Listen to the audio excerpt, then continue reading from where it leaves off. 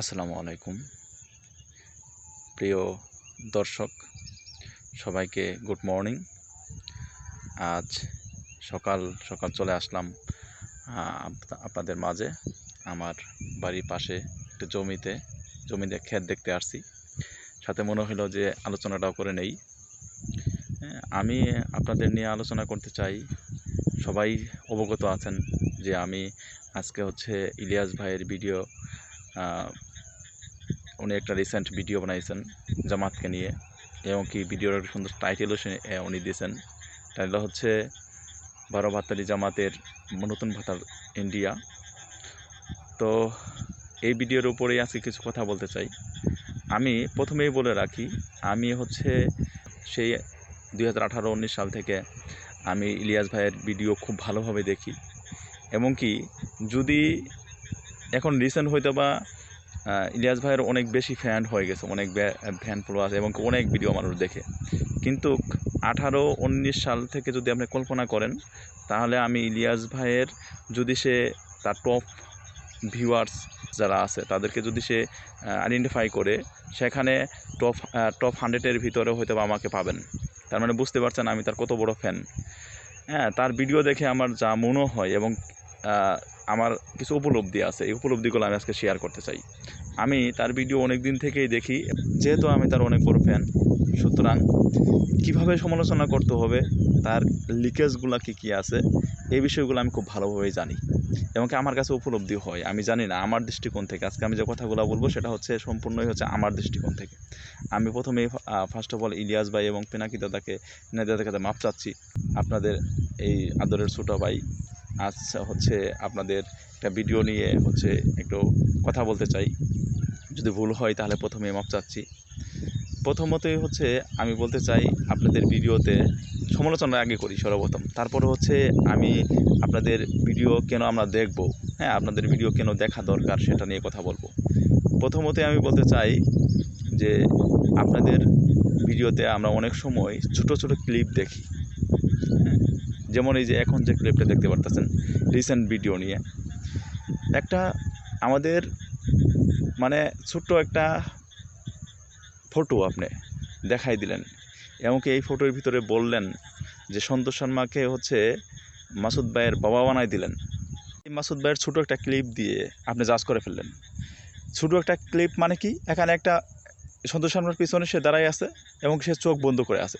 আপনি তাকে বলে দিলেন যে সে জিকির করছে, বাবা বাবা ডাকতেছে। ভাই, সে যে জিকির করছে, চোখ বন্ধ করার আগের মুহূর্তটা কি, চোখ বন্ধ করার পরের মুহূর্তটা কি, সেটা আমার দেখাইছেন। সেটা দেখানো উচিত ছিল আপনার, কারণ এটার ভিডিও আছে না। আপনি একটা ক্লিপ কেন দেখাইলেন? এখন তো ভিডিও আছে, প্রত্যেকটা সম্পূর্ণ অনুষ্ঠানের যে এই ছবিটা তুলতে পারছে সে কি ভিডিও করছে না? ভাই, সে ভিডিও করে না, অন্য কেউ ভিডিও করছে না, সে এই ছবিটাই কেন তুললো? আর কোনো ছবি ছিল না? কারণ এখানে একটা সমালোচনা করার যাতে একটা ওয়ে পাওয়া যায়, এটা তো বোঝাই যাচ্ছে। এখানে আপনি নিজেও তো আপনার কাছে তো অনেক ভিডিও আছে, ওটাই আপনি শেয়ার করলেন না কেন আপনি এই যে শুধু এই ভিডিওটা শেয়ার করেন, এই ক্লিপটা শুধু শেয়ার করলেন? এই ক্লিপটা শেয়ার করার কারণটা কি? আসলে মাসুদ ভাই যে তাকে পূজা করছে, সন্তোষ শর্মাকে পূজা করছে, তার প্রমাণটা কোথায়? তার প্রমাণটা তো দিতে হবে। তার প্রমাণটা তো একটা ক্লিপ দিয়ে, একটা ছবি দেখে হয় না। একটা ভিডিও করতে গেলে আমরা অনেক সময় যখন ছবি তুলি তখন দেখা যায় আমার চোখ বন্ধ হয়ে আছে, অন্যমনস্ক হয়ে আছে। সেটা যদি কেউ দেখে তাহলে অন্য কিছু মনে করবে। আসলে রিয়েলিটি ওইভাবে না তো। কারণ আমরা ছবি তোলার সময় যে মন মানসিকতা নিয়ে ছবি তুলি, ওই সময় একটা চোখ বন্ধ হয়ে গেলে তো আপনি ওটা অন্যভাবে ডাইভার্ট করতে পারবেন। কিন্তু ওইটা তো আসলে আপনি যেভাবে ডাইভার্ট করলেন সেটা তো আসলে রিয়েলিটি না। সেটা আমাকে আগে জিজ্ঞাইতে হবে যে ভাই, আপনি তো ছবি তুলতে গেছিলেন বা আপনি একটা ছবি দেখলাম, এই ছবিটা ছবি সত্যটা কতটুকু ভাই? আপনি কি আসলেই এরকম আব্বা আব্বা করে ডাকছেন কিনা তার মনে মনে? এটা কি তাকে জিজ্ঞাসেন? আপনার কাছে প্রশ্ন ভাই এটাই আমার। আরেকটা জিনিস বলি যে বাংলাদেশ ইসলামী ছাত্র শিবিরের সভাপতি জাহিদ ভাই, উনি সন্তোষ শর্মাকে কী করছেন, অর্ধ মাথানত করছেন। অর্ধ মাথানত করার এই যে এখন যে ভিডিওটা দেখতে পারতেছেন, অর্ধ মাথানত করার ভিডিওটা ভাই দেখাইতে হবে তো। সে গেল, যার পরে মাথা নত করলো, তারপরে সে উঠলো, সম্পূর্ণ দেখাইতে হবে না? শুধু কী কারণে সে মাথা নত করলো, সে মাথাটা নিচ দিকে ছিল, কী কারণে ছিল, এটা তো আপনাকে দেখাইতে হবে। না দেখায় শুধু আপনার সমালোচনা তো করতে পারবেন না। এটা আমি চরমভাবে বিরোধিত করতে পারি। কারণ মাসুদ ভাই, মুজাহিদ ভাই এরা আমাদের মনের স্পন্দন। যারা বাংলাদেশের এখন ইয়াং আছেন, যারা শিবিরকে ভালোবাসেন তাদের স্পন্দন হচ্ছে এরা। আপনি জামাত নিয়ে সমালোচনা করছেন, সন্তোষ শর্মাকে নিয়ে সমালোচনা করছেন, এটা আমি কিছু বলবো না এখন। কারণ জামাতকে নিয়ে কথা বলছেন, আমি এটা কিছু মনে করি নাই। কারণ হচ্ছে সন্তোষ শর্মা সেখানে আসছিল কেন, এটি আমার প্রশ্ন। এটা আপনার প্রশ্ন, আমারও প্রশ্ন। ভাই আপনার সাথে আমি মিলে গেছি, কিন্তু প্রশ্ন হইতেছে এখানে যেখানে ছোটো ক্লিপ থাকবো, ছোটো ক্লিপ না দিয়ে ভাই এই যে ক্লিপগুলো কি বড়ো ক্লিপ দেওয়া যায় না? দেওয়া যায় তো ভাই, সম্পূর্ণ ভিডিওটা তো আছে, তাহলে কেন দেওয়া হলো না? ওইটার পিছনের কাহিনিটা কী ভাই আমরা জানতে চাই। কেন এই দুইটা ক্লিপ, আপনি একটা ক্লিপ ব্যবহার করছেন মাসুদ ভাইয়ের, আরেকটা হচ্ছে পিনাকি দাদা হচ্ছে ওই আরও অনেকেই ওই হচ্ছে আমাদের মুজাহিদ ভাইয়ের অর্ধ যে মাথা নত করা, এটার একটা এই ক্লিপটা ছাড়ছেন। এই ক্লিপটা সততা কতটুকু, এর আগে আছে কি পিছে আছে কি, এটা আমরা দেখতে চাই। এই যে আমি প্রশ্নগুলো করলাম, এই প্রশ্ন যদি আপনাদেরও প্রশ্ন হয়ে থাকে তাহলে দয়া করে হচ্ছে শেয়ার করবেন, যাতে অন্তত এর একটা অ্যান্সার আমরা পাই। এখন একটু মজার ঘটনাতে চাই। ইলিয়াস ভাই বললেন যে এক প্রেস কনফারেন্সে তাকে এক প্রশ্ন করা হয়েছিল যে সামনে যদি নির্বাচন হয় তাহলে আপনি কাকে ভোট দেবেন। ইলিয়াস ভাই প্রকাশ্যে বলছে যে আমি জামাতকে ভোট দেব, এবং কি ইলিয়াস ভাই এই কথাটা কয়েকবার রিপিট করছে, এবং কি ইলিয়াস ভাই বলছে যে হ্যাঁ আমি এখনও বলছি। তার মানে ইলিয়াস ভাই এখনও জামাতে ভোট দিবে। এখন যারা এই যে ইলিয়াস ভাইয়ের এই ভিডিও দেখে মনে করতেছেন যে ইলিয়াস ভাই হচ্ছে জামাতের শত্রু হয়ে গেছে, না, আমি মনে করি জামাতের সে বেন্ডিং করছে। এবং কি সে কথাও বলছে, দেখেন ইলিয়াস ভাইয়ের জামাতের প্রতি কতটা ভালোবাসা। ইলিয়াস ভাই হচ্ছে যখন চাকরি করে বাংলাদেশে তখন 23,800 টাকা বেতন পাশে, এবং কি সে নিজেই বলছে যে 23,800 টাকার ভিতরে 23,000 টাকা সে হচ্ছে জামাতকে ডোনেট করছে। জামাতকে ডোনেট করার কারণে তার একটু প্রবলেম হয়েছে। চিন্তা করেন কোন লেভেলের একটা সমর্থক হইলে উনি 23,800 টাকা বেতন পাওয়া 23,000 টাকায় সে ডোনেট করে দিছে। আপনি একবার চিন্তা করেন জিনিসটা, তাহলে সে কোন লেভেলের হচ্ছে জামাত সমর্থক।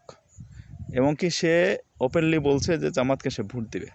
তার মানে সে জামাতকে পছন্দ করে, জামাতকে সমালোচনা সে করতেই পারে, জামাতকে পছন্দ করে এবং খুব ভালোভাবে সে পছন্দ করে।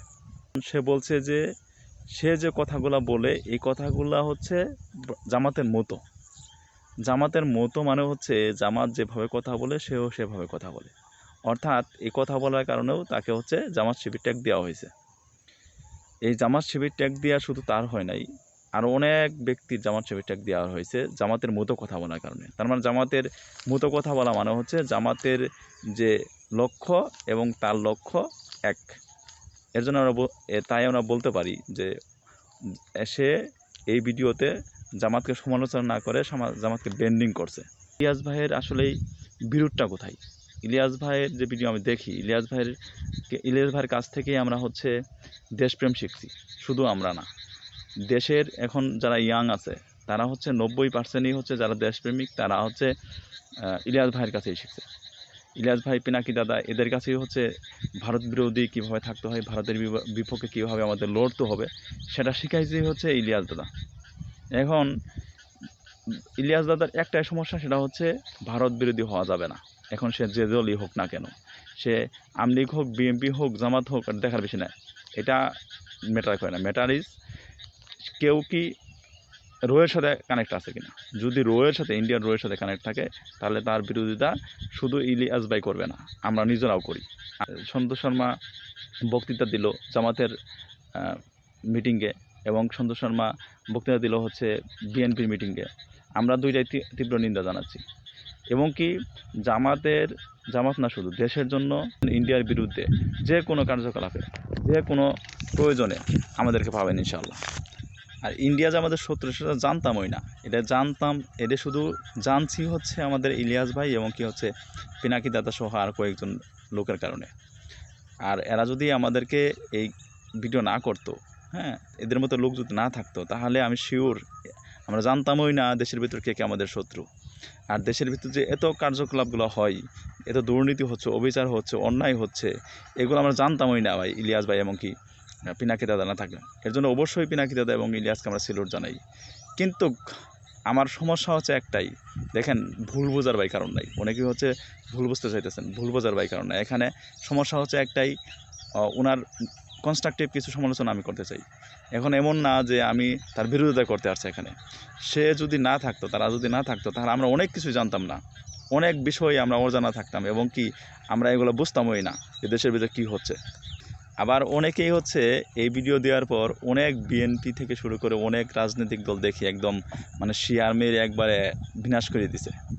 এই ভিডিওর ভিতরেই হচ্ছে ইলিয়াস ভাই একটা কথা বলছে যে বিএনপি পরিবার একমাত্র জিয়ার পরিবার ব্যতীত বিএনপি পরিবারের প্রত্যেকটা লোকই হচ্ছে ভারতের সাথে কানেক্টেড, এবং কি বলছে যে যদি মানে ভালো লোক পাওয়া যায় খুবই কম সংখ্যক পাওয়া যাবে। এমনকি সে এনেও বলছে মির্জা ফখরুল সাহেব নিজেও হচ্ছে ভারতের এজেন্ট। আপনি একবার চিন্তা করেন, সে তো এইভাবে জামাতের বিরুদ্ধে বলে নাই। তার মানে আপনার যারা হচ্ছে অন্য দলেরা খুবই মানে একবারে প্রফুল্ল বোধ করতেছেন যে একবারে শেষ করে দিয়েছে এই সেই, আসলে একবার নিজের দিকে আঙ্গুলটা দেখেন তাহলেই বুঝতে পারবেন যে আসলে এখানে কি বোঝাতে চাইছে উনি এটাই বোঝাতে চাইছে যে জামাত একটা ভালো দল। জামাত যদি ভারতের সাথে রোয়ের সাথে যদি কোনো কর্মকাণ্ড করে তাহলে তার প্রতিবাদ ইলিয়াস সহ সবাই করবে, আমি নিজেও করব।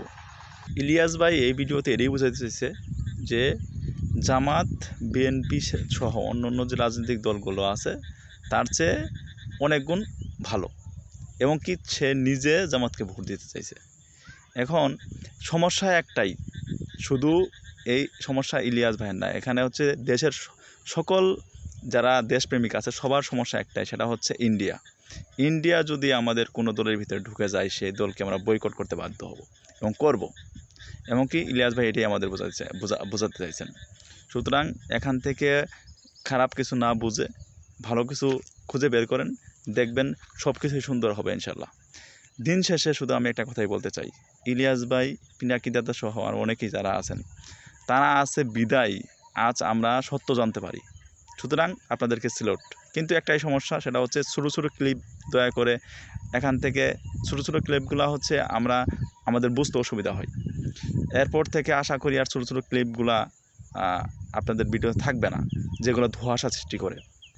তো দিন শেষে আমরা শান্তি চাই, দেশের ভিতরে অন্যায় অবিচার দুর্নীতি সব দূর হয়ে যাক, সেগুলো সব মুছে যাক, অন্যায় মুছে যাক, ন্যায় প্রতিষ্ঠা হোক, ইনসাফ প্রতিষ্ঠিত হোক, এবং কি রয়ের এজেন্ট যারা আছে তারা বিলীন হয়ে যাক, তাদেরকে দেশ থেকে তাড়িয়ে দেওয়া হোক, এই প্রত্যাশাই করি। আসসালামু আলাইকুম রহমতুল্লাহি ওয়া বারাকাতুহু।